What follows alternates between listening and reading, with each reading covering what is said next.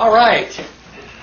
We are doing pretty well. We are only an hour behind schedule, so I think that's doing pretty well, considering the amount of information that we covered and have to cover.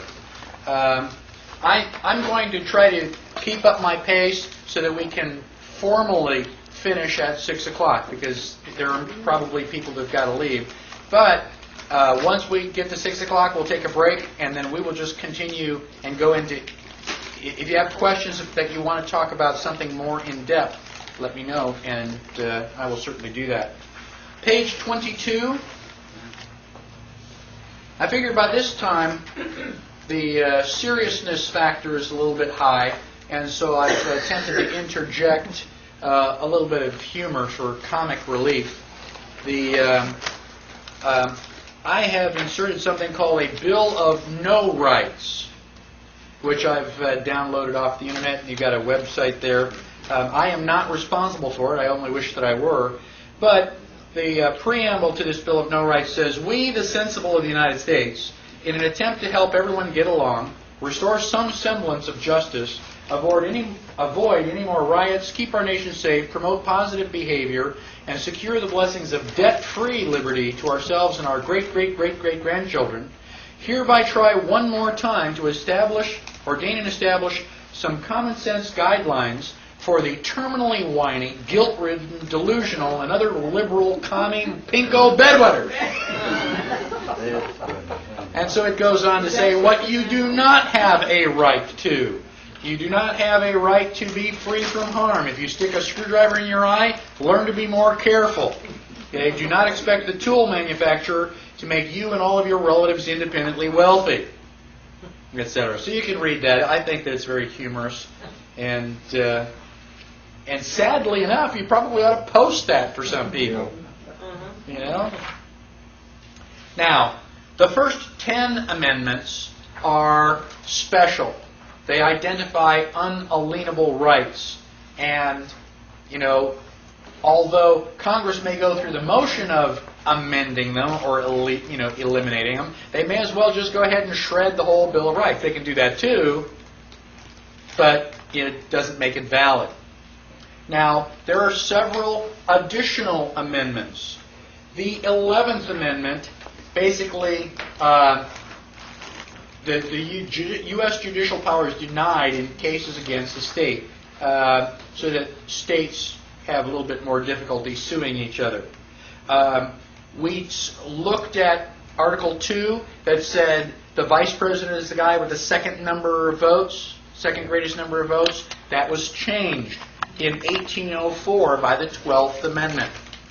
Now, if you want to find out more about the Electoral College, go to the 12th Amendment. It's a relatively long one. It has a lot of details about who can vote for what and all that other stuff.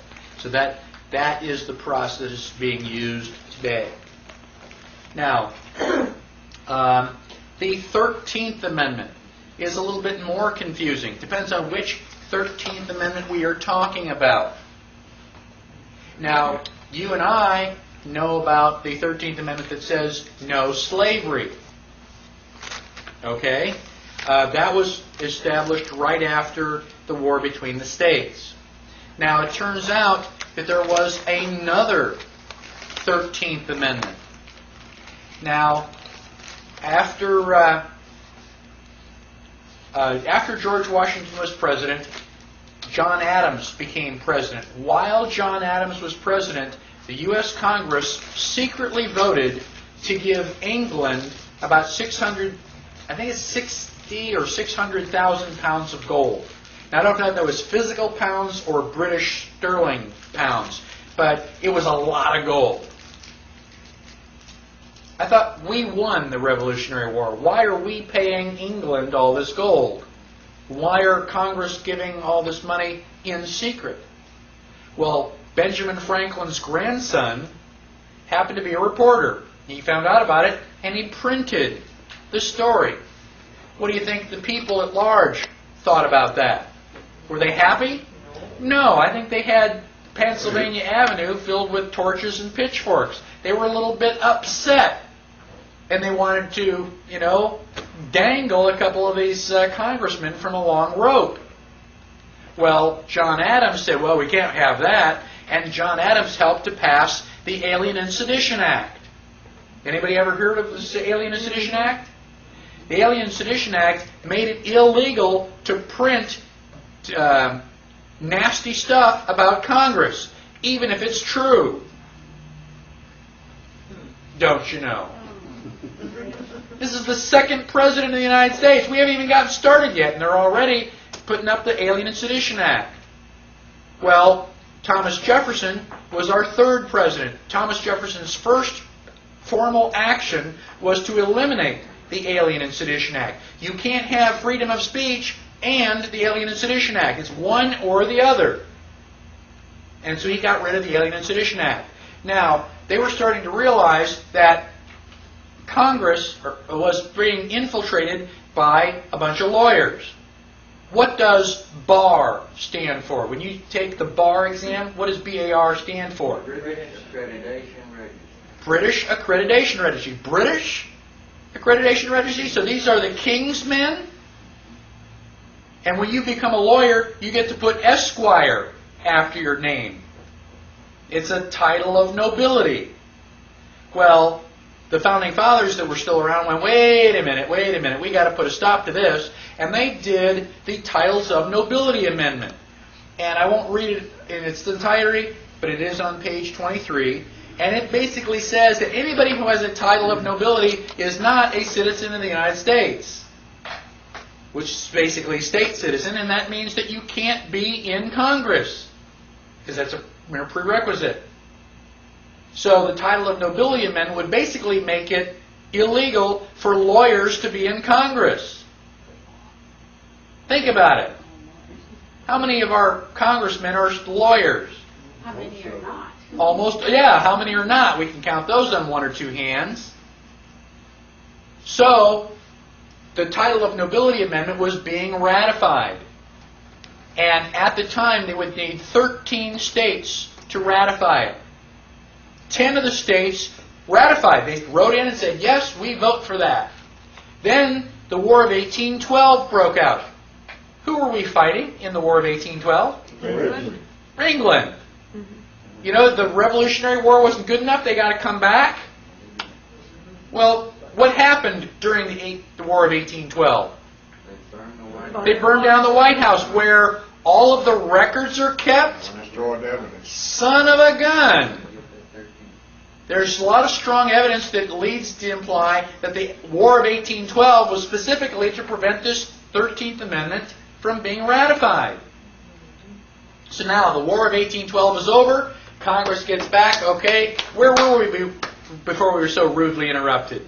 Oh yeah, we had this amendment. And 3 states didn't show up. We didn't get their answer. Let's go get it now. So they write a letter to the president, say, go out and find out what those 3 states said. There is documented proof that the President of the United States wrote and said, what was your answer? Now, there is no evidence that the states wrote back. However, because the states were now subordinate to the supreme law of the land, every time the state would print the state laws, it seemed like a good idea to print the Constitution at the front page. That was the supreme law. All the state laws follow it. Now, you have 2 guys out in Maine, and they just do this research. They're looking through all these old books. If you like that kind of stuff, fine. Now, when they take a coffee break, imagine them going, I wonder what the oldest book in the library is. And so they go through, running through all the shelves, and they find this old book, and they slide it off the shelf, and it's got all the dust, and they blow it off, and here's the Constitution. You got the Bill of Rights, and the 11th, 12th, and 13th Amendment. That doesn't look like no slavery. It looks like no titles of nobility. We'd never heard of that before. So they started doing research, and they found out that the title of nobility amendment was printed no less than 47 times between 1820 and 1860. Why would they print the title of nobility amendment if it hadn't been ratified? Now, all of a sudden we get to 1860. What happened in 1860? Civil War.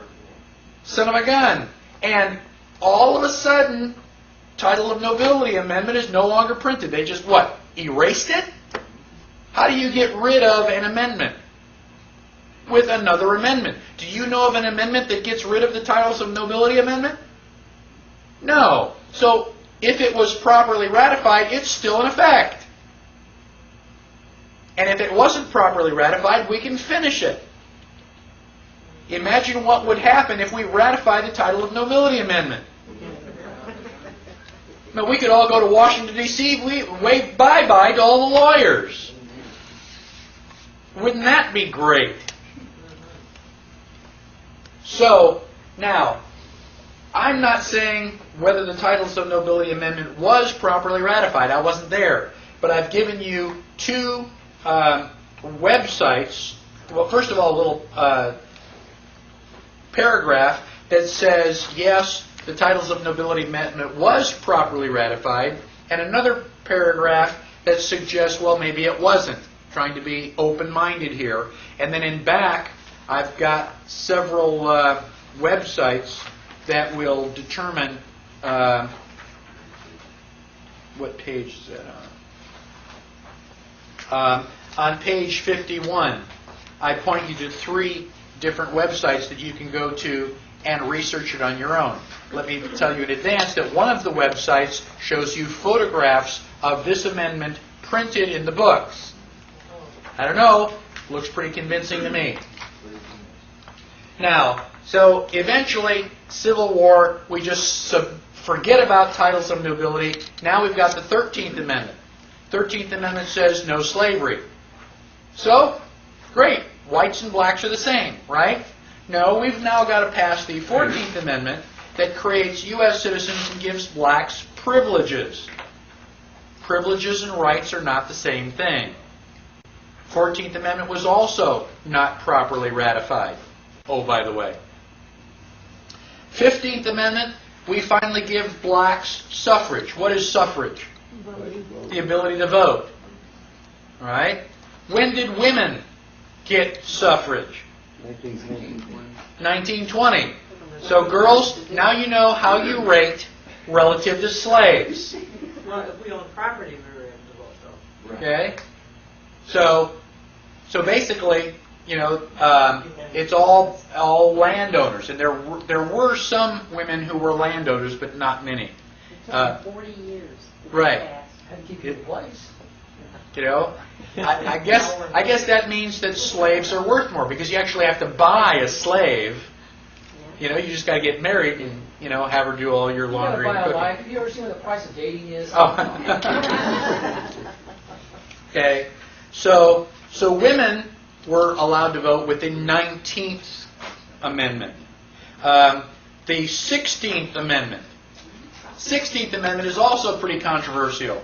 It says that the U.S. can tax on income from any source derived. So if income is derived from source, then income and source are two different things. Even if we don't know what they are, an income is not a source. An income is derived from source. So what is a source? Well, we don't really get into that. The 16th Amendment was also not properly ratified. And Bill Benson's got a book, you probably all have read it, The Law That Never Was.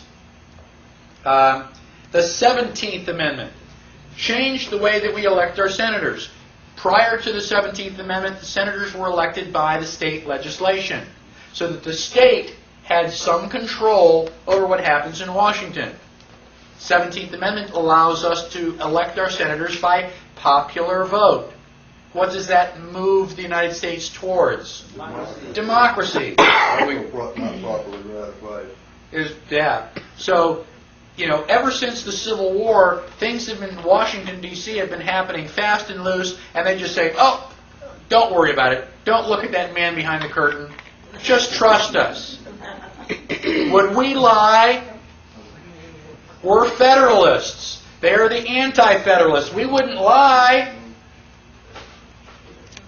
So, the 18th Amendment is when Prohibition started. What were we prohibiting? Alcohol. Alcohol. Okay? Now, the 18th Amendment is unique because it's the only one that's ever been repealed. It was repealed by the 21st Amendment. Okay? It was repealed in 1933. Everybody heard of the Budweiser Clydesdales? They were a celebration for the end of Prohibition. We were so glad that alcohol wasn't illegal anymore that Anheuser-Busch built this great big wagon to celebrate. Well, it was such a popular hit that they've just kept it as their symbol ever since. So if anybody, if you ever see the Budweiser Clydesdales, you can say, well, that's been around since 1933 with the repeal of Prohibition. Now, yeah, the way that I remember that is that when I was growing up, some states you had to be 18 in order to drink, and in other states you had to be 21. So the 18th Amendment started Prohibition, and the 21st Amendment repeals it. The 22nd Amendment, a president is limited to 2 terms in office. Why did that happen? Roosevelt. We were a little bit concerned that we might get an elected monarch. And so we basically said, 2 turns at bat and you're out of there. 23rd gives District of Columbia electors as though it were a state. Why do we want to do that? I don't know. How do we go back and undo that? Washington, D.C. is a federal territory. Why should we give that federal territory any more power than it already has? Do you see a habit or a pattern here?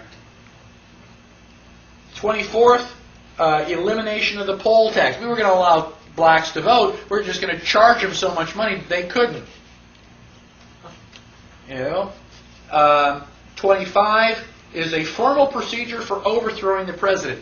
After I memorize the Bill of Rights, that's the next one that I memorize. I want to know how to overthrow the president. 26, 18-year-olds can vote even though they still can't think. What difference does it make? It doesn't count anyway. We're just going to let you pull a lever. Drive that little plastic steering wheel. Now, when was the last time we amended the Constitution? 1992. How many people were alive in 1992? How many people were sat up all night on television watching all this stuff go back and forth, listening to all the debates? You didn't even know it happened. You mean that they are going to amend the Constitution of the United States, the supreme law of the land, and you didn't even know it? Neither did I. How did they slip this past us? How can we, the people, be responsible for Congress if we don't even know that they're modifying the Constitution? 1992. That's not even 10 years ago yet. They know we're asleep. They know that we're asleep. It's like, ding, ding, ding, ding, ding, ding, ding, ding. Somebody better wake up. And it better be us.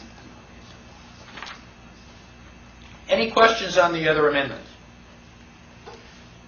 Why'd you use A and C for the titles of nobility? Because there was another 13th Amendment. It was a B? There was a 13B that somebody said, okay, we're going to propose this, and then it just never happened. It was just before the Civil War, Okay. and it got shut down. That was the one that Lincoln put through to justify slavery in certain states. Right. To keep the Union together. And it failed. Yeah, and it failed. So we've actually had 3 13th Amendments. Okay, now we're going to talk about the real heart of the problem. I mean, Congress is bad, and the United States is in deep trouble. But I'm not going to point my finger just at Congress. We have the best money that Congress can buy.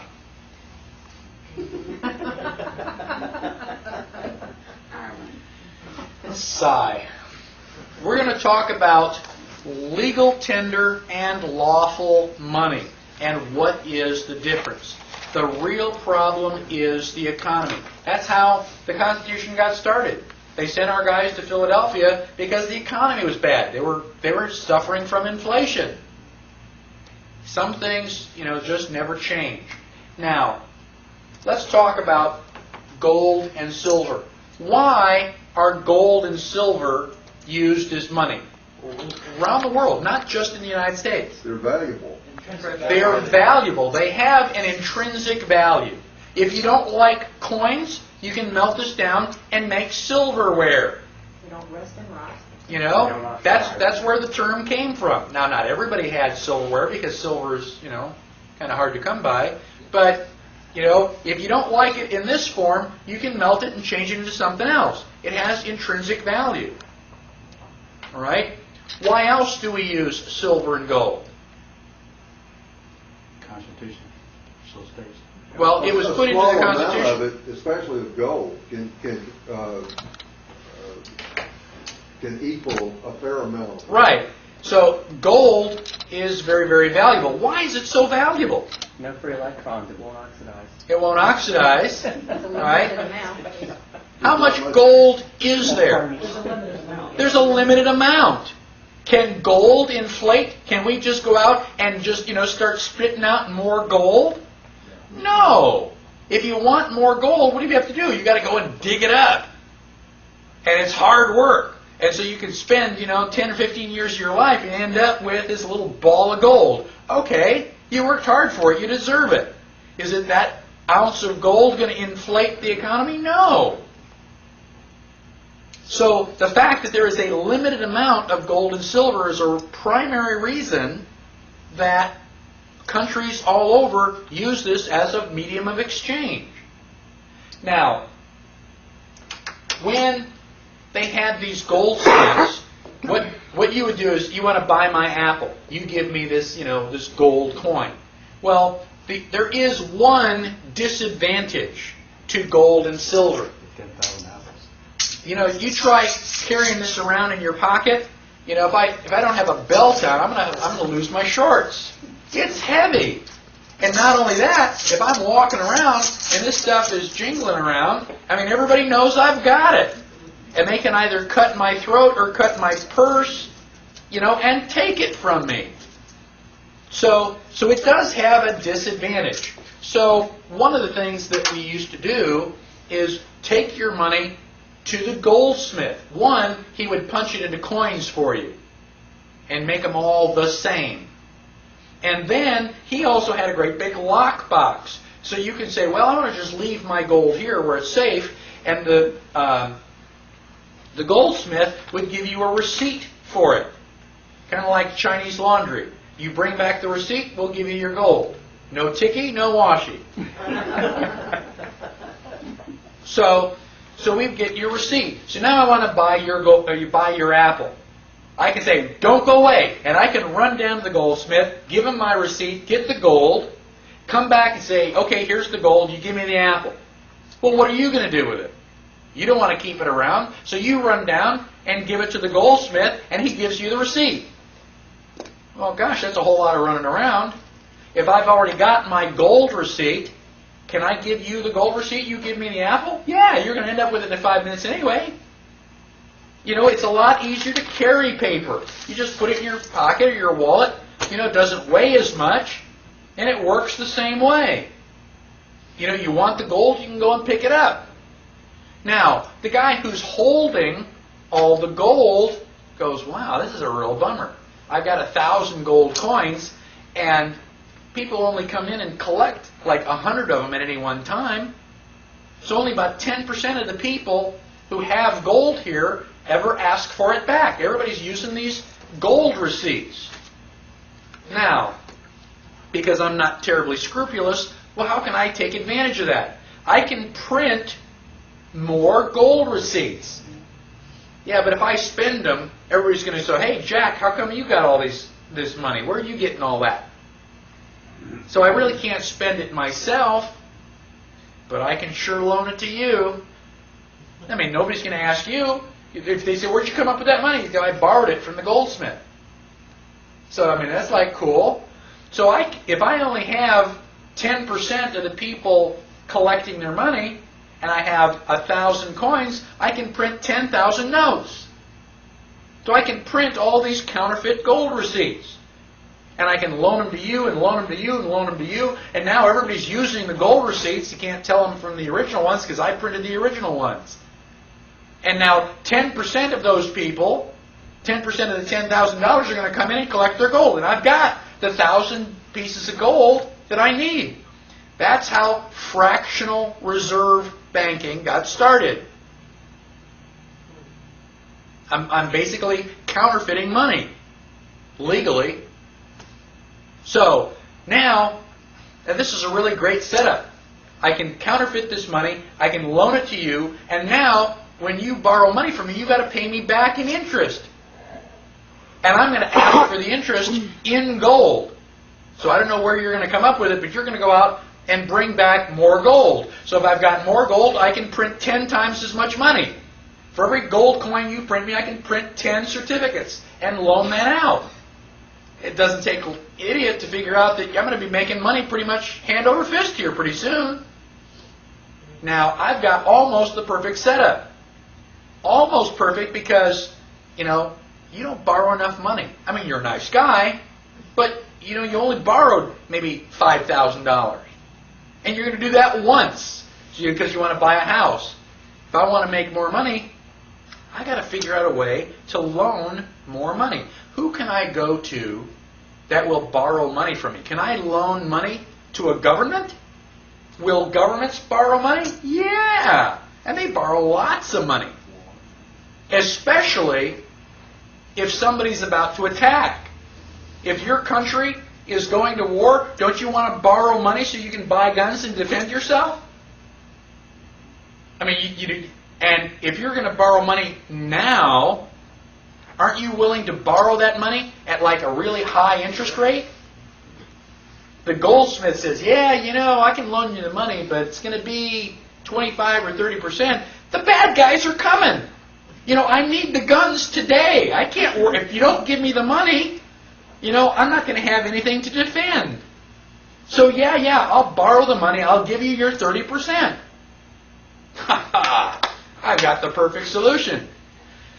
Except, you're battling this guy over here. So I've loaned you money. I'll go over here. You want to borrow money? I mean, you're fighting against this lady over here. You don't want her to win. I can loan you money too.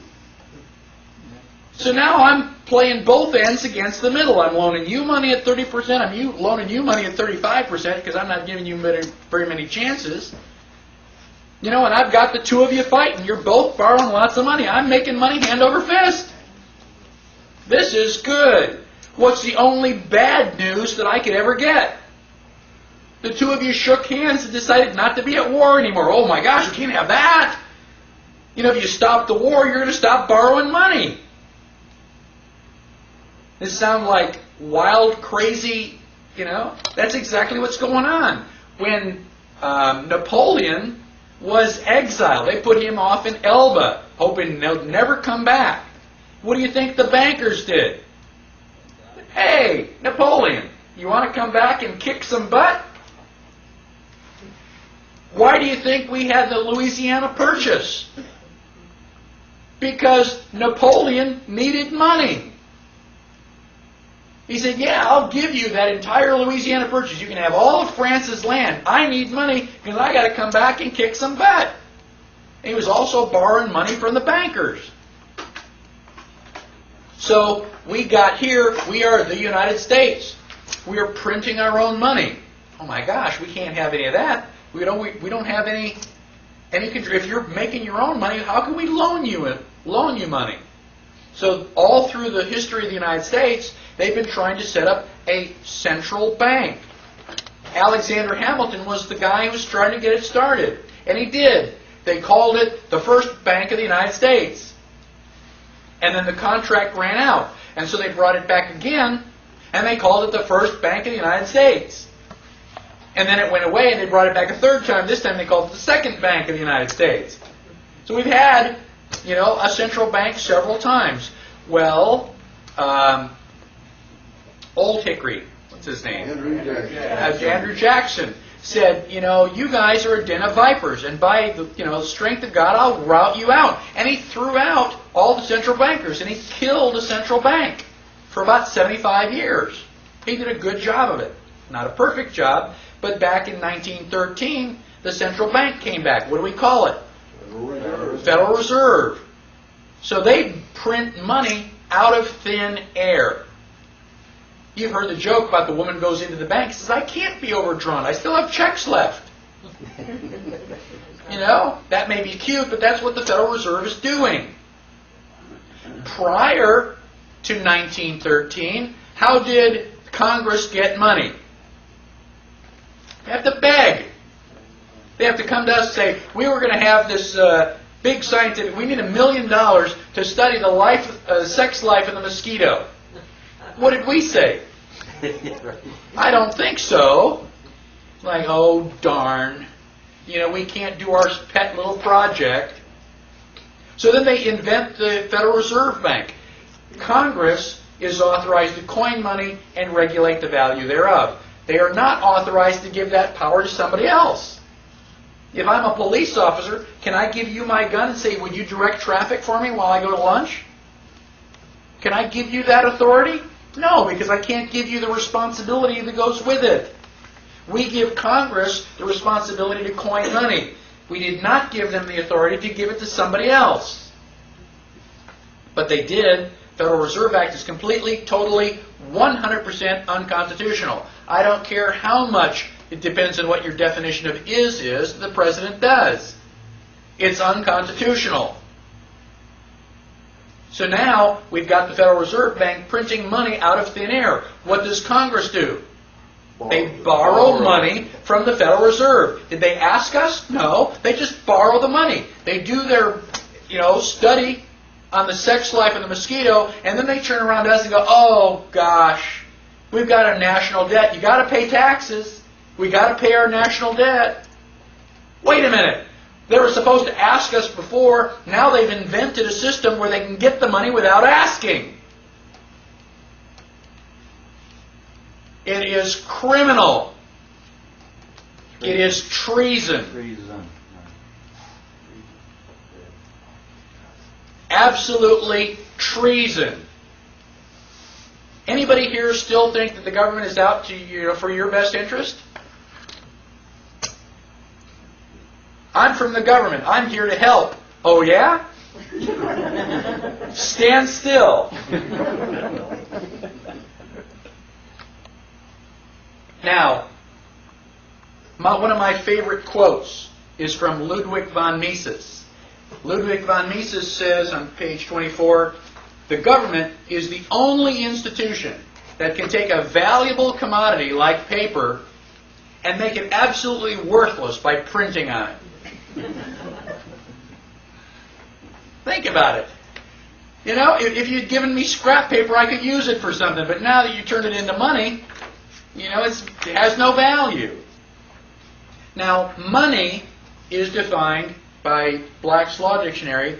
In usual and ordinary acceptation, it means coins and paper currency used as a circulating medium of exchange and does not embrace notes or IOUs, evidence of debt or other personal or real estate. A note is an instrument containing an express and absolute promise of signer to pay a specified person or order. It's a promise to pay. Now, when we started this class, you gave me silver, I gave you a book. That is quid pro quo, Latin for something. We do an exchange. So once I've given you something, you've given me something. Once we've done this trade, the transaction is over with. I'm happy, you're happy, leave me alone. Now, if you say, gosh, I'd really like to have that apple, and I say, well, okay, it's $1. You say, well, I don't have $1, I've got an IOU. If I give you the apple and you give me the IOU, have we finished the transaction? No. Now, somebody's got a banana, and I want to buy the banana. And they say, well, it's $1. They say, well, instead of $1, I've got this IOU from so-and-so. Would you take my IOU? You go, yeah, okay, I'll take that. And I give the IOU and I take the banana. Have we finished a transaction? No. Somebody still owes this guy $1. Somebody is still stuck. That's what a note is. At the top of the dollar, it says Federal Reserve note. These are official IOUs that are absolutely, totally worthless. Now, they are not the same as this. This is a silver certificate. At the top, it says silver certificate. And at the bottom, it says $1 in silver payable to the bearer on demand. So you could used to be able to take one of these into the bank, and they would give you silver. And I'm not talking about the bus tokens that we use. I mean, if you listen to these things drop on the floor, they sound hollow. Doesn't sound anything like silver. So, basically, this is real money because it can be converted into gold or silver. This is a Federal Reserve note, and it happens to be worth whatever Alan Greenspan says it's worth. It is fiat paper. Now, what I want to do, has anybody not seen silver certificates?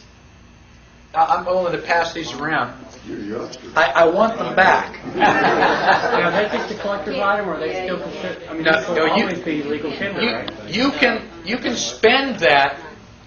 Like it's $1. You know, you could spend it like it's $1, but it's worth a whole lot more. I mean, I've got those in plastic. I won't spend it, and I'll give you dollars, but I want that one back. I have Why one curled not? up in my I meant closet. legally, can it be? Yes, legally you can spend it. Now you're not going to find those in circulation because there are a couple 100,000 of us that know the difference, and we'll snatch those out of circulation faster. That's rolled up to me. You What know, about a $2 bill? It doesn't say either. what's that? $2 bill. It doesn't say silver certificate or. Right. I have to check the. I have a $2 note. I haven't checked that. There were some older $2 bills. Right. A long time ago. Okay. Now, It might be the one Kennedy issued. That's in there. okay. Now, negotiable. I'll give you $2,000 for that. $2,000 for what? What is For that? one of your silver certificates. Oh. $2,000 bill. Yeah. Well, you want to take that? How about this million? Yeah.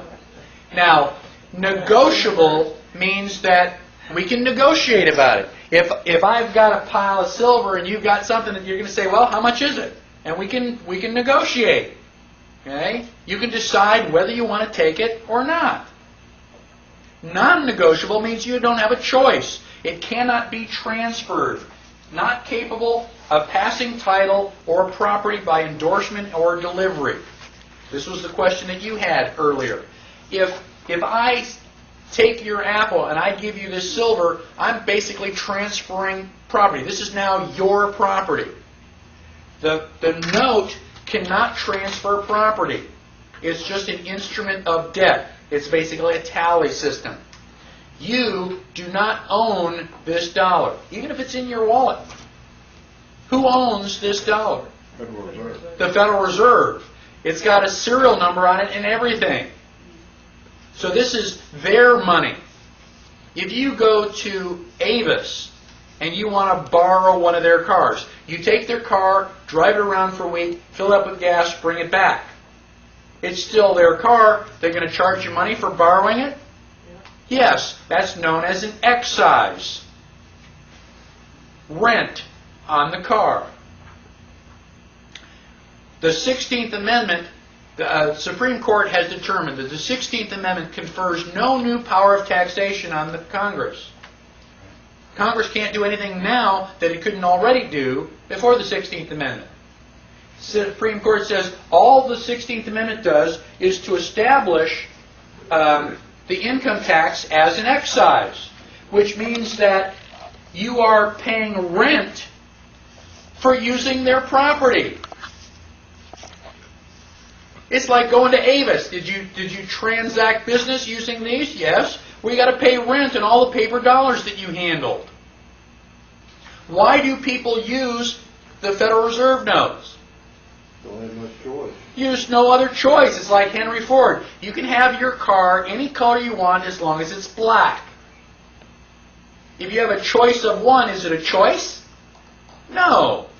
So, what do we need? We need some options. So instead of using this, we can use this. This is American Liberty currency, minted by an organization called NORFED, N-O-R-F-E-D, the National Organization for the Repeal of the Federal Reserve. So not only, if you don't want to carry the silver in your pocket, you can carry silver certificates. This is a certificate. It's a warehouse receipt.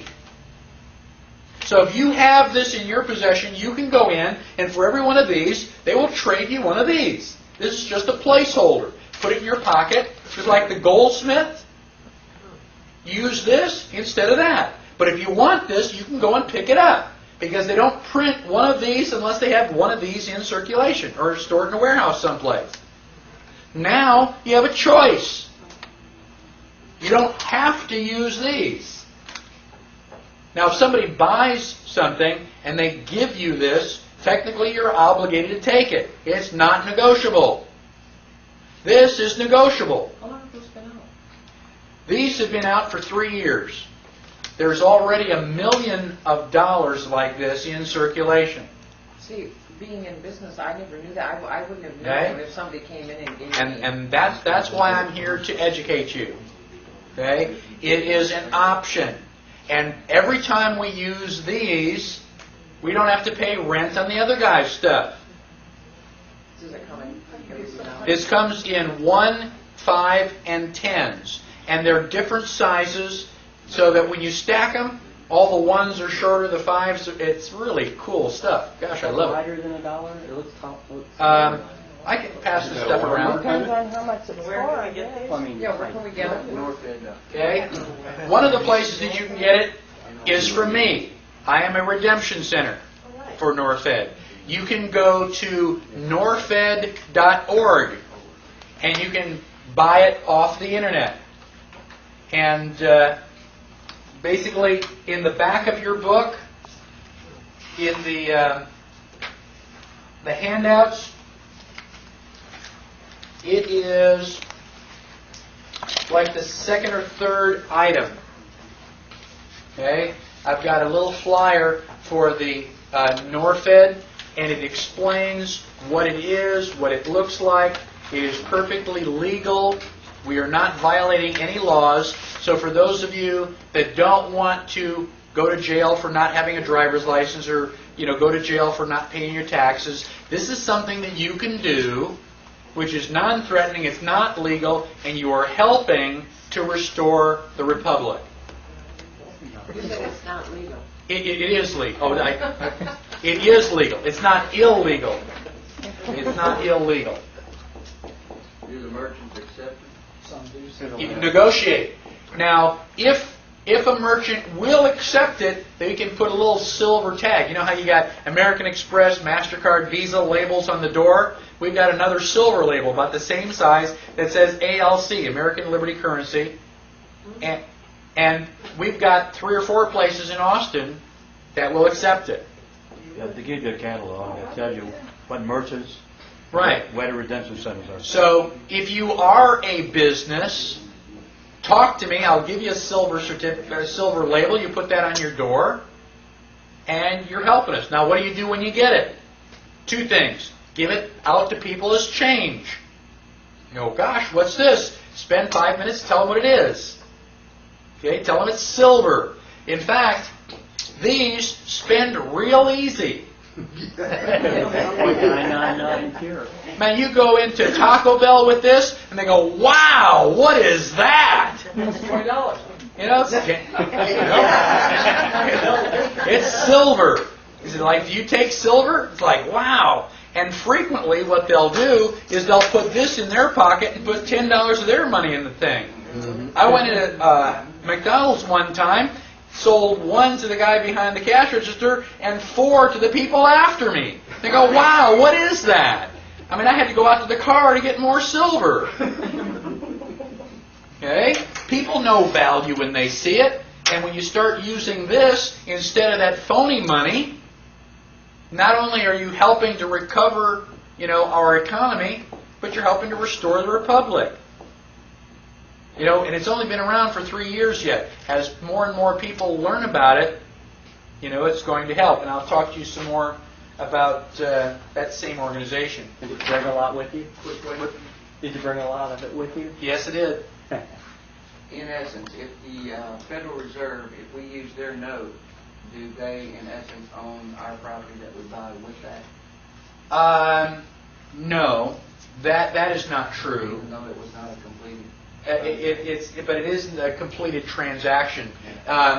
We the- have the computer. The thing is, they don't own it, but neither do you. Your grandchildren own it. Right. It's a real strange and bizarre thing. Hey, this Norfed Redemption Center, is it a bank? No, that's me. Oh, that's you. That's me. Oh, because I said, That's- Tina, I said, we can go right there and get it. That's me. And we have 9 redemption centers in Austin already. There's 4 or 5 in Houston too. 3 years ago, they had 20 redemption centers. 2 years ago, they were up to about 100. Today, we have about 1,200. I mean, Norfed is growing exponentially. You tell 2 friends, and they tell 2 friends, and so on, and it won't be long, before everybody knows about Norfed. Isn't it interesting, though, they're taking the Federal Reserve notes to get the gold and silver? Well, that's cool. You give me worthless Federal Reserve notes, and I'll give you valuable silver. Yeah? Why would you do that? What are you going to do with the Federal Reserve notes? We're going to give it back and buy more silver. That's right, I didn't mean It's to like laugh. great, It's like, it still works. The more silver we get into circulation like that, the better we're off. It'd be to everybody's benefit, everybody Yes. gets the silver, and it's Yes. going to be a conversation piece when they give it out, and then Okay? I have a question. Have these notes ever been counterfeited? They cannot be counterfeited. They cannot. Well, that's great. They literally cannot be counterfeited. They have so much, they've got all sorts of fine print. I can barely see the line. You look right at the top, it has a line on it. That is the Pledge of Allegiance, the Bill of Rights, the preamble to the Constitution. And I went, yeah, right. And I gave it to an Australian girl, and she started reading it. Oh. And I know she doesn't know the Pledge of Allegiance to the Bill of Rights. I know it. And it's like, wow, that really is there. And it also has a DNA coding. So when you have one of these, we can check it against that DNA coding to find out if it is really, what it... Are you saying You really coding COD or coding COAT? COAT. Okay. Well, both. Well, Now, the Federal Reserve Bank started in 1913, the same year that the 16th Amendment was purportedly ratified, and the same year that the IRS came into existence. What a coincidence. I've always been so amazed that all of the famous people were born on holidays. What are the chances of that? So, now, let's talk a little bit about economy. All you need to know about economy is the law of supply and demand. If there's a lot of it, the price is going to be really cheap. How much are you going to spend for cow patties? Probably not a whole lot. If I want some, I'll just go out back to the back 40 and pick some up. Gold, how much is that worth? Well, a lot, because there isn't very much around. Now, the same thing is true about peaches. If I'm a peach farmer and I got 1 million peaches, and I sell my 1 million peaches this year, let's say I sell them at 25 cents a piece. Next year, I try to grow peaches and I've got rain and frost and all sorts of weather problems, and I only have 500,000 peaches. How much are peaches going to be at the market? About 50 cents. The price is going to go up. So you've got good years and bad years. You know, this is called market flow. And if people decide they don't want peaches anymore, then the price is going to go down. This is a normal, healthy economy. It's a free market economy. The people set the price based on what they're willing to pay. Now, we got the Federal Reserve that comes in and says, hey, this bad years, good years, bad years, good years, that's got to stop. We want to have just like a smooth, steady, flow. So we're going to set up the Federal Reserve so that we eliminate inflation and deflation. Oh, really? Okay. So what happened in 1929? The stock market crash. I thought the Federal Reserve was supposed to fix that. I thought it was supposed to prevent that. Ugh. Okay? So let's talk about money. When we talk about money, frequently we refer to it as the blood of the economy. Excellent, excellent metaphor. Because it circulates. If I buy something for $1 and he buys something, he buys something, he buys something, and then they buy it for me, that $1 bill has gone around through all of us and basically is just an exchange. Just a placeholder. What happens if you have too much blood and your blood pressure goes up? Is that good for you? No. What happens if you accidentally slice your wrist and you start to lose blood? Is that good for you? No. There's a certain range. Too much is not good, not enough is not good. There's a certain limit in the middle where you need to have, in order to have a healthy body. Same thing is true of money. Too much or too little, and your economy is going to be in trouble. I'm going to oversimplify this, just so that, nobody can miss it. Let us pretend for the next 10 minutes that the only thing to buy or sell in the United States are bales of hay. Everything else you just kind of grow yourself. The only thing we're going to buy or sell are bales of hay. There are exactly 1 million bales of hay. There are also exactly 1 million paper dollars. How much is a bale of hay? $1. The dollar is worthless. It's just a representation of the bale of hay. So I've got my 100 bales of hay. But I've only got one cow. There's no way that my cow can eat all that hay before it goes, rotten.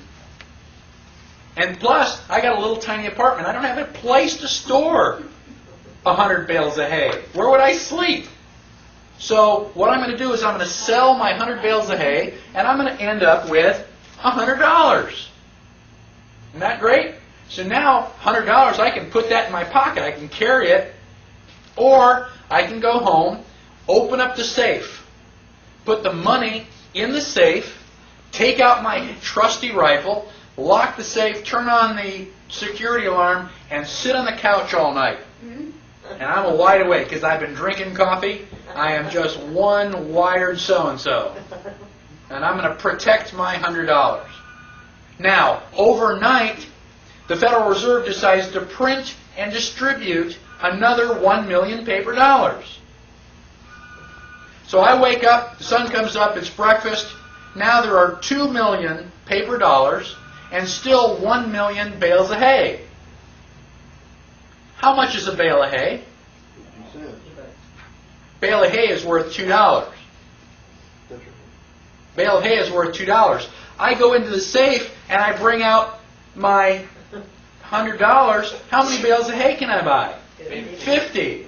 So without triggering the alarm, without walking past me and my rifle, without even opening up my safe, the government has stolen 50% of my buying power. That is why inflation is evil. Because they're stealing from you and you don't even know it. How did we get into trouble in the first place? Why did we write the Constitution? Because each of the colonies was printing money. They were suffering from inflation. After World War I, Germany had a 5,000% inflation rate. Whatever cost you $1 in January cost you $50 in December. When I was a boy, my mother told me that you would walk around with a shopping bag full of money. Why? Because you're rich? No, because the money is worthless. It cost you $1 million to go and buy the groceries. And you say, oh yeah, but that was back, World War I. That's before my time. Ever go to Mexico? You go down and buy a hamburger and fries in Mexico, it's going to cost you 77,000 pesos. Oh my gosh, and you get your calculator out and you go, oh, that's $8. Why are pesos worthless? Because Mexico has been inflating their money. If you walk around, you see a peso on the ground, you don't even pick it up. It's not worth the time to bend over. Oh, but wait a minute, there's a washer on the ground. I'll pick that up because I may be able to use that. So it can't happen here. Ever since 1913, the Federal Reserve has been printing money, printing money, printing money. Where did it go? How come we're not knee-deep in dollar bills? Federal Reserve, IRS has been stealing Because it they're out. putting it in on one end and taking it out every April 15th. What does it cost them to put it in? Nothing. They print the money out of thin air. And they put it into circulation. How do you get it? You work your butt off. You work hard. You go, okay, I've got it. And the IRS comes along and say, okay, we're going to take 40%. Thank you very much. The IRS does not pay for roads, hospitals, and national defense. It's a lie. They're just a vacuum cleaner to suck out all the paper so you don't realize that your money isn't any more worthwhile than Mexico's. And they've been doing it since 1913. If I have a bucket and I pick a hose and I start pouring water into the bucket, what's going to happen about 1 or 2 minutes from now? Overflow. It's going to overflow. Well, if I punch a hole in the side of the bucket and I'm standing here pumping water in and talking and just holding the hose and filling up the bucket, how long is it going to be before you go, wait a minute, how much are you going to fill up that bucket? How are you doing that? Doesn't it occur to anybody that that bucket should overflow sooner or later? How much money does the Federal Reserve have to pump in? How much money does the IRS have to take out before you go, wait a minute, something's wrong? We have to regain control of our economy. If we don't regain control of our economy, we are sunk. End of story. I'm going to take a 10-minute break, and then we'll come back and talk about deflation.